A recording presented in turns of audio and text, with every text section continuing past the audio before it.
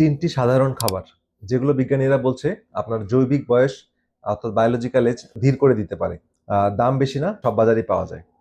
তো এই খাবারগুলো এমন উপাদান আছে যেগুলো শরীরের দীর্ঘায়ুর যে বেঁচে থাকার যে দীর্ঘমেয়াদী বেঁচে থাকার জন্য যে সুইচগুলো সেগুলো অন করে দেয়। তো চলেন দেখি খাবারগুলো সম্পর্কে জানি। এক হচ্ছে ব্রোকলি। ব্রোকলি এবং এই জাতীয় যে এইগুলো সবজি যেমন বাঁধাকপি, ফুলকপি, ব্রোকলি, এই সবজিগুলোর মধ্যে আছে সালফোরাফিন নামে একটা উপাদান। তো যেটা শরীরে নিজস্ব অ্যান্টিঅক্সিডেন্ট সিস্টেম চালু করে, প্রদাহ কমায় আর কোষ পরিষ্কার রাখে। আর ২ নম্বর যে খাবারটি বলবো সেটা হচ্ছে বেরি জাতীয় ফল আর ডালিম। এগুলোতে আছে ফাইসেটিন আর পলিফেনল।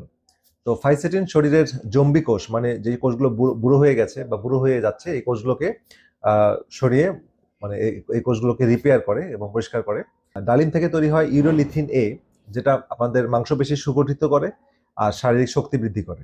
৩ নম্বর যে খাবারটি বলবো সেটা হচ্ছে গ্রিন টি। তো এই গ্রিন টিতে আছে ইজিসিজি নামে একটা উপাদান, যেটা আমাদের ডিএনএ এর ক্ষতি মেরামত করতে সাহায্য করে।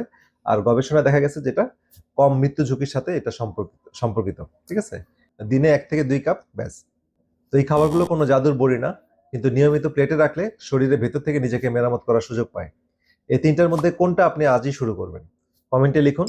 আর দীর্ঘায়ুর খাবার নিয়ে পরের পর্বের জন্য এই পেজটি ফলো করে রাখুন। ইনশাল্লাহ আবার দেখা হবে। আল্লাহ হাফেজ।